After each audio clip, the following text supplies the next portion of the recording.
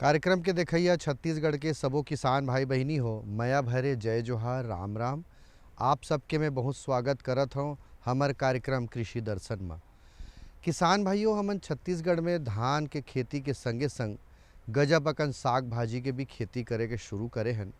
और साग भाजी के खेती बहुत जुन्ना समय से करे आत हन, लेकिन किसान भाइयों समय बदल जथे वैसने प्रकार के खेती किसानी के बूता म तको समय के हिसाब से बहुत बड़े परिवर्तन आए हैं। बहुत से किसान मन ह बेचे बर किसानी बूता करथे, कोई फसल ल लेथे तब बहुत से किसान मन ओकर बीज बना के भी उत्पादन करथे और बीज बनाए के बाद बाजार में बेचे के भी काम करथे।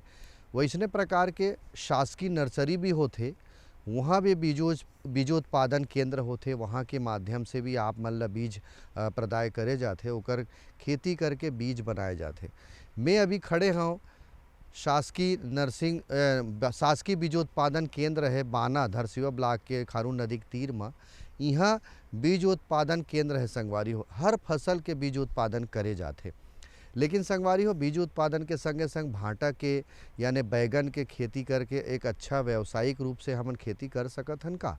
यहू एक प्रश्न उठते संगवारी हो। काबर कि बाजार में रोज आप मन देखथो बैगन यानी भांटा के बाजार में बहुत मांग रही थे। और हमार छत्तीसगढ़ में हो चाहे गांव-गांव के बात करन, बहुत गरीब मन के यदि पौधा माने जाते, फसल माने जाते, कुछ साग नहीं मिले ना, भांटा व आलू रांध दे। कोनो बर बिहाव होथे बड़े रकबा में खेती किसान करते और बड़े सामूहिक रूप से जिसे हमन ला खवाना है, मादी खवाना है, तो भांटा आलू साग जरूर बनथे। तो किसान भाइयों एकर मांग बहुत है, ओकर हिसाब से खेती आप मन कर सकत हो। व्यावसायिक रूप से खेती कैसे होना चाहिए यही संबंध में आज हम चर्चा करबो, लेकिन ओकर पहले आप मन देखो कुछ खास संदेश।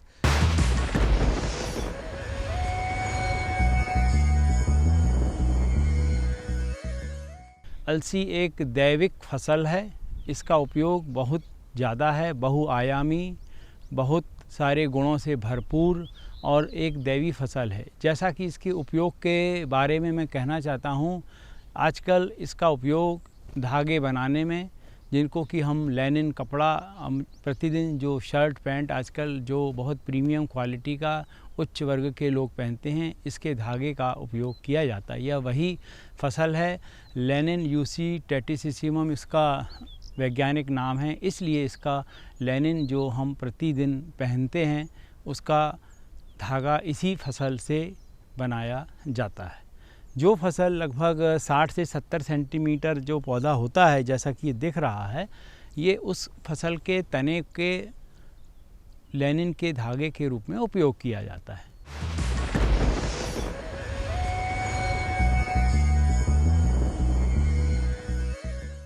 किसान भाइयों, आओ बैगन के व्यावसायिक खेती कैसे करे जाए ये विषय में चर्चा करबो। विषय वस्तु विशेषज्ञ श्री दीपक चंद्रवंशी जी, ग्रामीण उद्यान विस्तार अधिकारी, शासकीय बीजोत्पादन केंद्र बाना धरसीवा विकास खंड के ये कार्यरत है। मैं और आप आज विशेषज्ञ के रूप में हमर तीरा है। सबसे पहली सवाल किसान भाइयों आप मन डहर ले कि छत्तीसगढ़ के जो मौसम है, यहाँ के जलवायु है, ओकर हिसाब से बैगन के व्यावसायिक रूप से खेती आप मन कैसे कर सको, और बैगन के का महत्व है, इमें का गुण है, ये सब ल बताही दीपक भाई है। नमस्कार किसान भाइयों, आज हम बैगन की खेती के बारे में विस्तृत चर्चा करेंगे। सबसे पहले बैगन की खेती की बात करें तो जलवायु कैसी होनी चाहिए। जब चूँकि हम छत्तीसगढ़ के परिप्रेक्ष्य में बात करें तो यहाँ की जलवायु बैगन की खेती के लिए उपयुक्त है। चूँकि इस खेती के लिए जो उचित तापमान होता है 20 से 30 डिग्री सेल्सियस की आवश्यकता होती है। और इसके हम जो बीज अंकुरण के लिए 25 डिग्री सेल्सियस के आसपास की तापमान की आवश्यकता होती है। क्योंकि वो बाकी देखा जाए तो इसकी तापमान 15 डिग्री सेल्सियस से कम नहीं होनी चाहिए और 32 डिग्री सेल्सियस से अधिक नहीं होनी चाहिए। अगर इसके बीच में रहता है तो इसकी अच्छे से ऐसे पैदावार हो सकती है। इसकी महत्व की बात करें तो चूँकि बैगन सोलनेसी फैमिली का पौधा है और इसका अच्छे से अच्छा खेती किया जाए तो अधिक उत्पादन लिया जा सकता है। क्योंकि इसका उपयोग लगभग हर वर्ग के लोग करते हैं। इसका खाने में पका के सब्जी के रूप में करते हैं, भुना हुआ करते हैं, भरता बना के करते हैं, तल के खाते हैं और कई भी अलग अलग प्रकार के इसका पकवान हम लोग बना के खाते हैं। इसमें विभिन्न प्रकार के पोषक तत्व खनिज होते हैं, जैसे कि कैल्शियम, मैग्नीशियम, आयरन की प्रचुर मात्रा इसमें पाई जाती है। विटामिन की बात किया जाए तो इसमें vitamin A, vitamin B1, B2, vitamin C की पाया जाता है। प्रोटीन भी इसमें पाया जाता है। इसमें रेशेदार होता है। इसमें कार्बोहाइड्रेट की मात्रा अच्छी खासी होती है। इस प्रकार से देखा जाए तो एक संतुलित सब्जी कहा जा सकता है। बैंगन एक लोकप्रिय सब्जी है जो अपने स्वाद और पोषण मूल्य के लिए जानी जाती है। बैंगन की खेती न केवल घरेलू उपयोग के लिए फायदेमंद है, बल्कि यह एक लाभदायक व्यवसाय भी हो सकता है। पौधारोपण से पहले एक बात का ध्यान रखना अनिवार्य है कि जब भी खेती की जाती है, चाहे वो 1 एकड़ की जमीन हो या फिर घर में छोटा सा बगीचा हो, रोपण के 25 दिन पहले नर्सरी तैयार कर लेनी चाहिए। 1 एकड़ जमीन में 80 ग्राम से 100 ग्राम तक बीज बोई जा सकती है।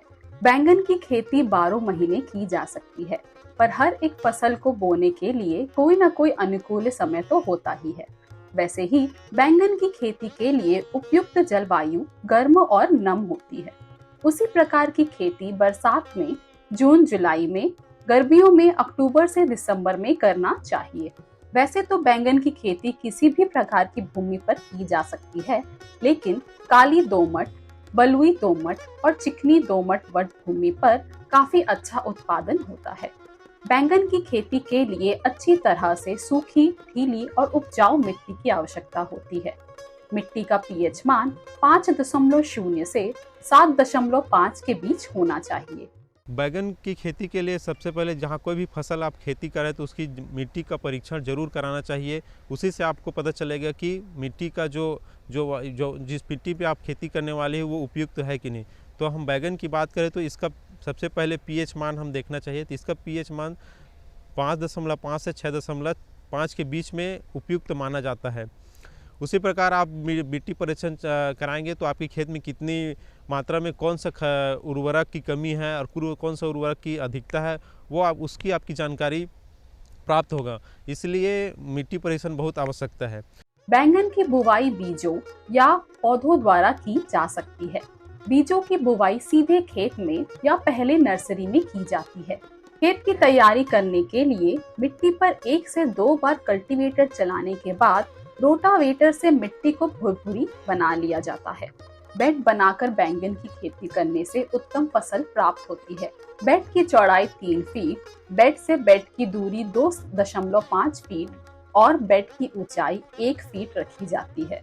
वहीं पौधारोपण करते समय एक पौधे से दूसरे पौधे की दूरी 1 फीट रखी जाना सही माना जाता है।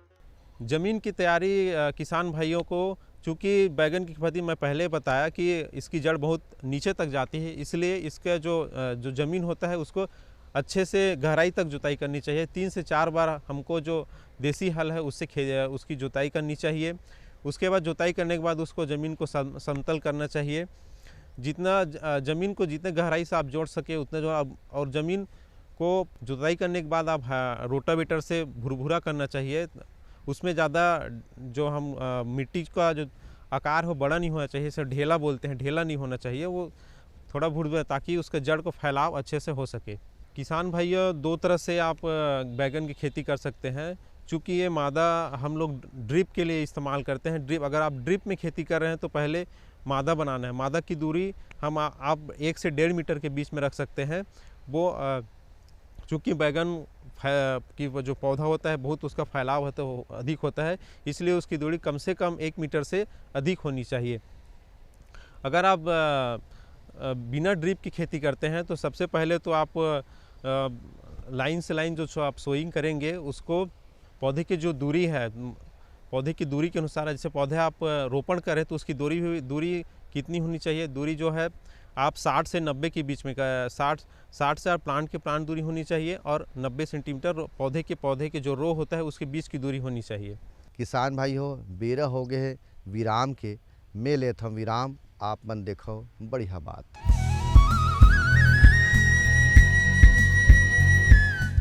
मेरे साथ बोलो ए, ए, बी। बी, अरे नादान, बच्चे को एबीसी सिखा रहा है। अरे काम धंधे की एबीसी तू कब सीखेगा? ये देख विज्ञापन। तेरे जैसे कृषि विज्ञान सीखे हुए युवाओं के लिए भारत सरकार के कृषि मंत्रालय ने एक योजना बनाई है, ACABC। ACABC? जी हाँ, ACABC यानी एग्री क्लिनिक्स और एग्री बिजनेस सेंटर। इसके तहत कृषि विज्ञान पढ़े युवाओं का चयन होने पर उन्हें मुफ्त ट्रेनिंग दी जाती है और हाँ, अपना कारोबार चलाने के लिए बैंक से लोन भी मिलता है। इसके साथ ही अगर युवा अपने इलाके के किसानों की खुशहाली के लिए उन्हें खेती बाड़ी व अपने कारोबार से जुड़ी लाभदायक जानकारी देते रहेंगे तो उन्हें लोन पर 36 से 44% तक की सब्सिडी भी मिलेगी। तब तो मैं जरूर सीखूंगा काम धंधे की ABC। शाबाश, चलो अपनाएं स्वरोजगार, खेती में हो विकास अपार।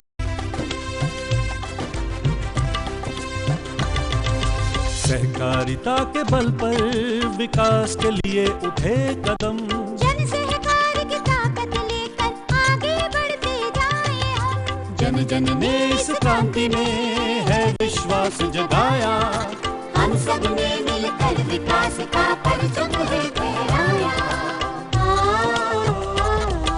सहकारिता है अपने विकास की पहचान, नए दौर में सहकारिता ही भारत का अभिमान। कृषि मंत्रालय भारत सरकार द्वारा जनहित में जारी।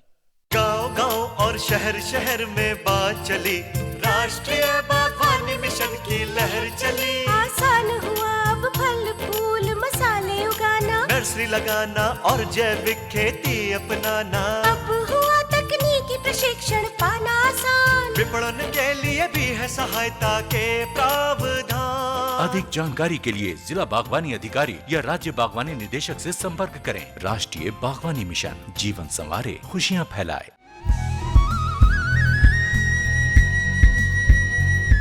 किसान भाइयों, दीपक भाई शुरू में बतावत रही से जब जमीन के चयन के बेरा तो मैं बतावत रही से कि जल निकास होना चाहिए, नमी नहीं रहना चाहिए, ऐसे माटी होना चाहिए। तब ले पानी तो दे चला पड़ी भाई। तो पानी कैसे देबो?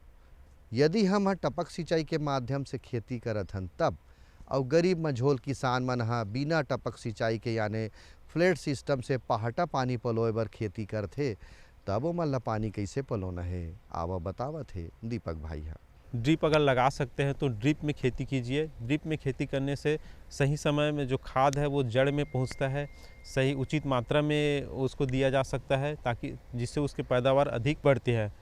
चूँकि इसमें उपयोगिता अनुसार पानी उसमें कम या अधिक नहीं होता है। चूँकि मैं पहले ही बताया कि बैगन की फसल होते हैं उसको ज़्यादा गीला नहीं होना चाहिए, उसके ज़मीन नमी की मात्रा कम होनी चाहिए, नहीं तो उसमें बहुत सारे अलग अलग प्रकार के जो फफूंद है उसका प्रकोप हो जाता है। अगर आप नहीं कर सकते तो उसके आप अगर बिना ड्रिप के दे रहे हैं तो आपको क्यारी बनाना है अलग अलग, जो मतलब 4 से 5 मीटर की 6 बाई 6 करके जो आप क्यारी बना सकते हैं, उसकी विधि से आप बीच में नाली बना के प्रबंधन करके आप सिंचाई कर सकते हैं। किसान भाई जिगजैग या सीधी लाइन पर बैंगन का पौधारोपण भी कर सकते हैं। बैंगन को नियमित रूप से पानी की आवश्यकता होती है। विशेष रूप से गर्मी के मौसम में मिट्टी को सूखने से बचाने के लिए नियमित रूप से सिंचाई करनी चाहिए।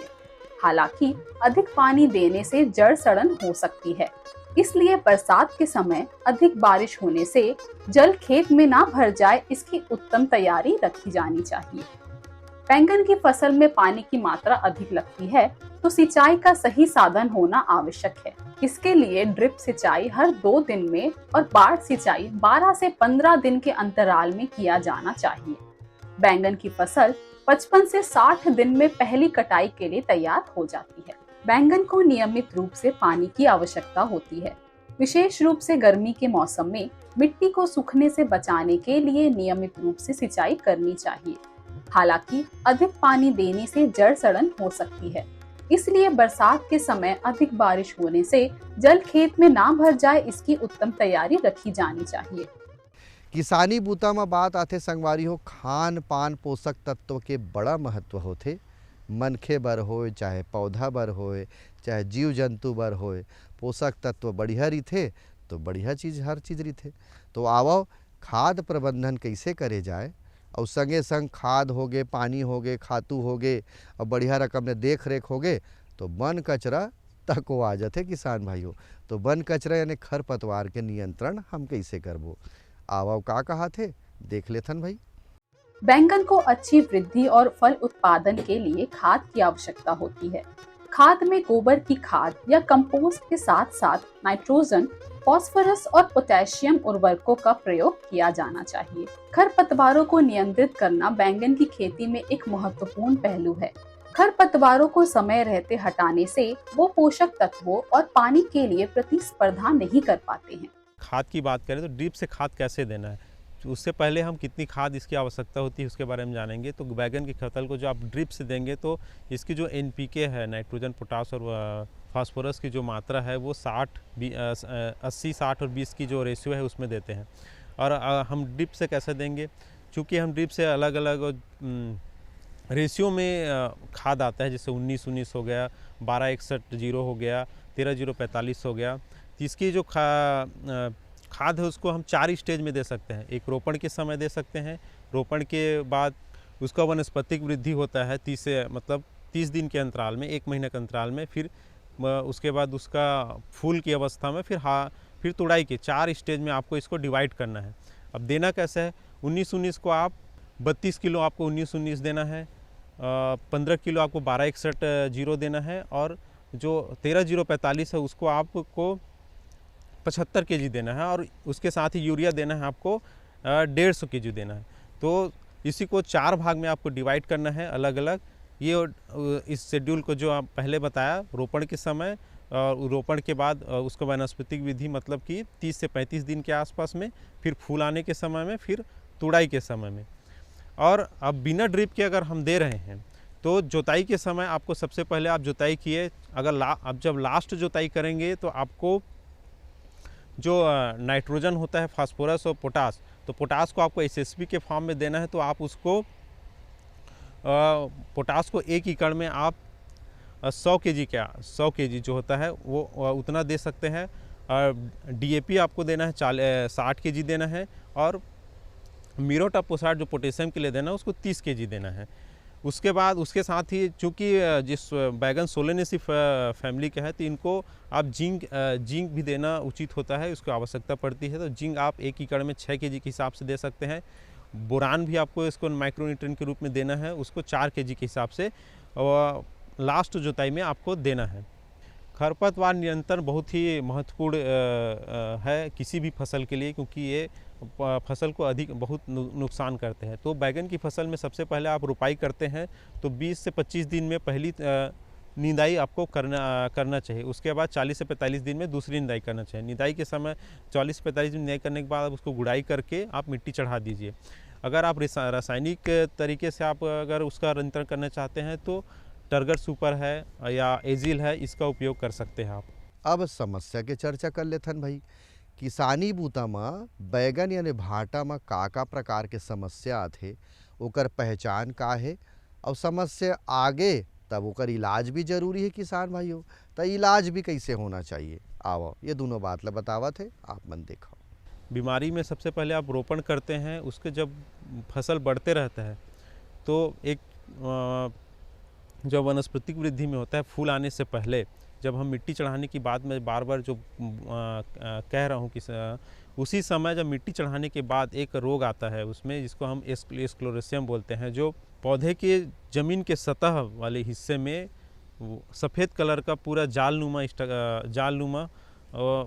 उसको जकड़ लेता है, जिससे वो फसल पूरा सूख के मुरझा जाता है। तो उसके लिए आपको या तो आप ड्रिप में दे रहे हैं तो ड्रिप के माध्यम से आप एक फंजीसाइड आप यूज़ कर सकते हैं। अवतार करके आता है हेक्साकोनाजोल, कोई भी कंपनी का आप ले सकते हैं। हेक्साकोनाजोल प्लस मैंकोजेब का एक कॉम्बिनेशन आता है, आप उसको 2 ग्राम प्रति लीटर के हिसाब से ड्रिप में दे सकते हैं। अगर आप ड्रिप में नहीं है आपके पास तो जहाँ जहाँ पौधे में रोग आया है उस पौधे के रोग में आप ड्रेंचिंग कर सकते हैं। दूसरा रोग इसमें लीफ ब्लाइट आता है। लीफ ब्लाइट जो सूख जाता है, लीफ में जो जलन हो जाता है, उसके लिए आप कार्बेंडाजिम यूज़ कर सकते हैं। Metalaxyl plus mancozeb combination आता है, उसको 2 ग्राम के हिसाब से यूज़ कर सकते हैं। तीसरा जो उसमें बीमारी आता है, जब फल लग जाता है तो उसमें एक फोमेप्सी ब्लाइट करते हैं, जो फल होता है उसमें धब्बा लग जाता है या सड़ने लगता है। उसके लिए भी आप जो मेटल एक्सिल है और मैंकोजेब कॉम्बिनेशन कार्बेंडाजिम का यूज़ कर सकते हैं। किसानी बूता के बात हो गए किसान भाइयों, अब छत्तीसगढ़ के जो लोक संस्कृति है ओला भी जाने के प्रयास करन ये गीत और संगीत के माध्यम से।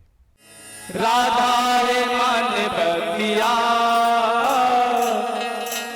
राधा के मन बतिया, राधा है मन बतिया, मोहना है रंग रसिया, राधा है रंग रसिया, राधा के मन बतिया, राधा के रंग रसिया, राधा है मन बतिया, राधा है रंग रसिया, राधा के मन बतिया, राधा है रंग रसिया, राधा के मन बतिया।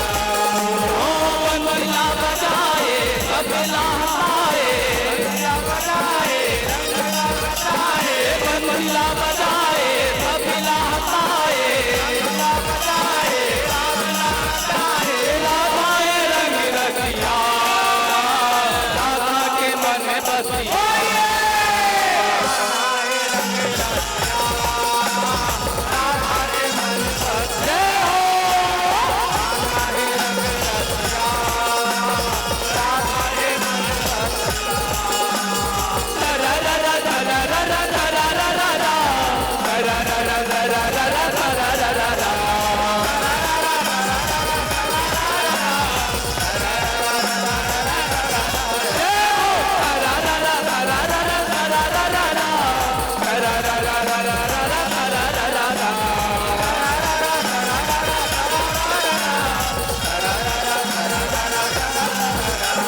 राधा है मन बतिया, राधा के रंग रसिया, राधा के रंग रसिया, राधा है मन बतिया।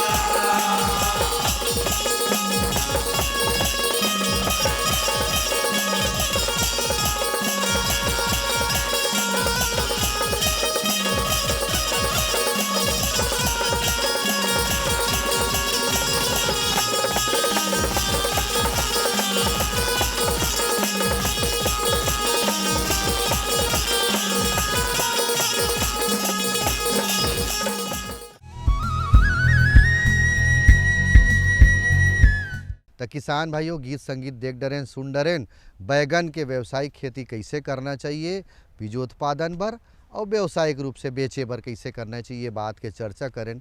किसान भाइयों हमन अतका देर में 5:30 बजे हमार कार्यक्रम शुरू होते और 6 बजैया आधा घंटा में सिरा जाते।